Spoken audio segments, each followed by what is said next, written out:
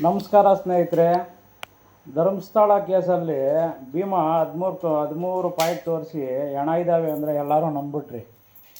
ಆದರೆ ಆ ಕೇಸಲ್ಲಿ ಹೆಣ ಊತಿಕ್ಕಿದ್ದಾನೆ ಅಂತ ಹೇಳಿದ್ಮೇಲೆ ಎಲ್ಲರೂ SITಗೆ ತನಿಖೆ ಕೊಟ್ಟು ಎಲ್ಲರೂ ಶೋಧನೆ ಮಾಡಿಬಿಟ್ರಿ. ಆದರೆ ಒಂದು ಗೊತ್ತಾಗಿಲ್ಲ ನಿಮಗೆ, ಏನಂದರೆ ಮಾಸ್ಕ್ ಮ್ಯಾನ್ನ ಅವರೇ ಸೃಷ್ಟಿ ಮಾಡಿ ಆ ಕೇಸನ್ನ ಡಮ್ಮಿ ಮಾಡೋಕ್ಕೋಸ್ಕರ ಈ ಥರ ಮಾಡಿರ್ತಾರೆ ಅಂತ ಯಾರೂ ಆಲೋಚನೆ ಮಾಡಿಲ್ಲ. ಯಾಕಂದರೆ ಆ ಕೇಸು ಇವಾಗ ಹೆಣ ಇದ್ದಾವೆ ಅಂದರೆ ಹೆಣ ಇದ್ದರೆ ಕೇಸು ಸ್ಟ್ರಾಂಗ್ ಆಗುತ್ತೆ. ಈ ಹೆಣ ಇಲ್ಲ ಅಂದರೆ ಅದು ಕೇಸ್ ಡಮ್ಮಿ ಆಗುತ್ತೆ ಅಂತ ಯಾರಿಗೂ ಗೊತ್ತಾಗಲಿಲ್ವ. ಮಾಸ್ಕ್ ಮ್ಯಾನ್ ಭೀಮನ್ನ ಅವರೇ ಸೃಷ್ಟಿ ಮಾಡಿದ್ದಾರೆ ಅಂತ ಯಾರೂ ಅರ್ಥ ಮಾಡ್ಕೊಂಡೇ ಇಲ್ಲ.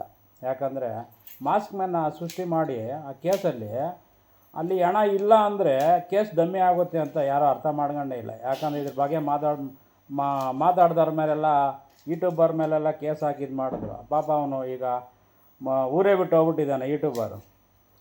ಇದು ಮಾತ್ರ ಯಾರೂ ಅರ್ಥ ಮಾಡ್ಕೊಂಡಿಲ್ಲ. ಅಲ್ಲಿ ಯಾರು ದೊಡ್ಡ ದೊಡ್ಡ ವ್ಯಕ್ತಿಗಳು ಅದರಲ್ಲಿ ಇನ್ವಾಲ್ವ್ ಆಗಿದ್ದಾರೆ ಅಂದರೆ ಮಾಸ್ಕ್ ಮ್ಯಾನ್ ಅವರೇ ಯಾಕೆ ಸೃಷ್ಟಿ ಮಾಡಿಬಾರ್ದು, ಅದು ಯೋಚನೆ ಮಾಡ್ಕೊಬೇಕು ನಾವು.